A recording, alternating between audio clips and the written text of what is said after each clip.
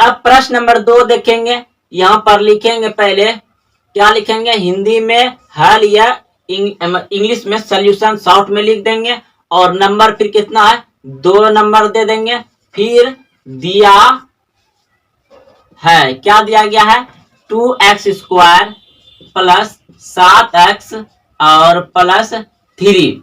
तो दोस्तों यह प्रश्न आपका 9th क्लास का है। अगर यदि इसको 10वां क्लास का बनाना है तो बराबर देकर 0 दे देंगे, तब ये द्विघात समीकरण हो जाएगा। जब ये द्विघात समीकरण हो जाएगा तो उसमें 2 मूल्य ज्ञात करने के लिए कहा जाता है। तो दोस्तों अभी तुरंत सीखें, इसमें लास्ट में बताएंगे कि 10वां क्लास में इसको कैसा पूछा जाता है, किस तरह से पूछा जाता है। जैसे कि ये बताएं उसी तरह से इसे भी बनाएंगे। तो सबसे पहले 9th क्लास के लिए जो है इसको बनाना है। इसमें कहा है कि गुणनखंड सिर्फ ज्ञात कीजिए, उसको आगे बढ़ने के बाद 10th क्लास हो जाता है।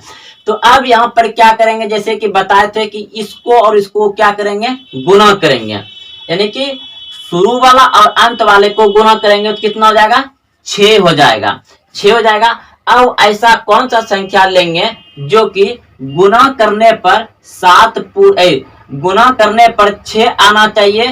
करने पर 6 आना चाहिए और जोड़ने या घटाने पर 7 आना चाहिए, जोड़ने और घटाने पर 7 आना चाहिए। दोस्तों इसका सबसे आसान बात है कि 1 और 6 ले लेते हैं। जब इन दोनों को गुणा करेंगे तो 6 पुर जाएगा और जब इन दोनों को आपस में जोड़ेंगे तो कितना हो जाएगा, 7 हो जाएगा। तो आसान है। तो आइए इसको अब बनाते हैं। तो यहाँ पर लिखेंगे 2x² प्लस, यहाँ पर लिख लेंगे 6x और फिर प्लस 1x, एक इसके साथ छुपा रहता है और प्लस 3। अब क्या करेंगे, यहाँ पर कॉमन लेंगे। तो कॉमन क्या आ रहा है, देखिए अगर यदि हम 2 ले लेंगे तो यहाँ पर क्या बचेगा, देखिए अगर हम 2 और x को ले रहे हैं, 2 और x को ले लिए तो क्या बचेगा, यहाँ पे 2 तो बाहर ही आ गया, सिर्फ x बचेगा यहाँ पे। फिर प्लस है, प्लस दे दिया।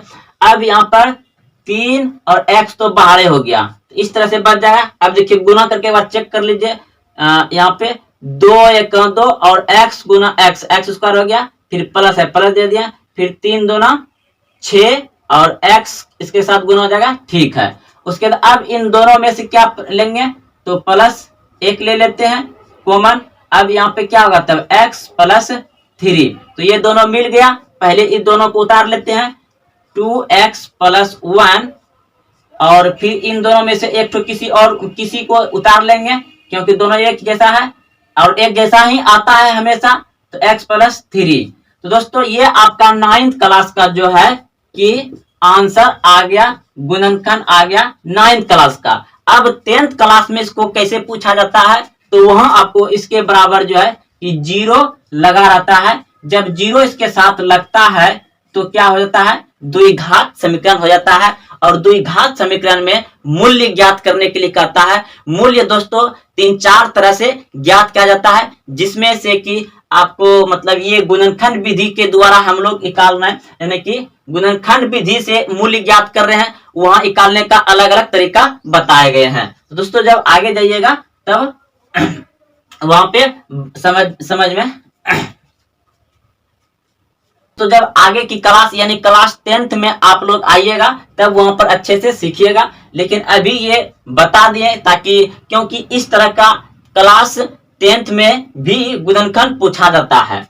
तो अब देखिए क्या करेंगे यहाँ पर, तो क्लास 10th के लिए बना रहे हैं तो दोनों को बराबर है, तो हम लिखेंगे यहाँ पे 2x प्लस 1 बराबर 0, इसको अलग कर देंगे और इसको x प्लस 3 बराबर 0। तो ये हो जाएगा 2x प्लस नहीं देंगे, बराबर दे देते हैं, बराबर देके 0, इसको उधर करेंगे तो -1 हो जाएगा।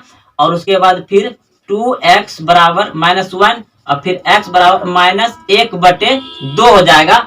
और इसका फिर हो जाएगा x बराबर 0 और -3, तो x बराबर हो जाएगा सिर्फ -3। तो ये 10वां क्लास का, तो इसमें क्या आ जाएगा, एक मूल्य आ जाएगा और कोमा -3 आ जाएगा। ये आपका 10वां क्लास का है और 9th क्लास में आपका आंसर यहीं पर हो जाता है। कहाँ पर हो जाता है, यहीं पर आंसर हो जाएगा। आपका 2 गुणनखंड निकल गए और 10th क्लास के लिए यहाँ तक आएगा। तो चलिए दोस्तों, आपको ये इन चारों प्रश्न को बता दिए, दोनों यानी कि 9th और 10th दोनों में कैसे बनाया जाता है। तो आप मिलते हैं अगले चैप्टर में। धन्यवाद।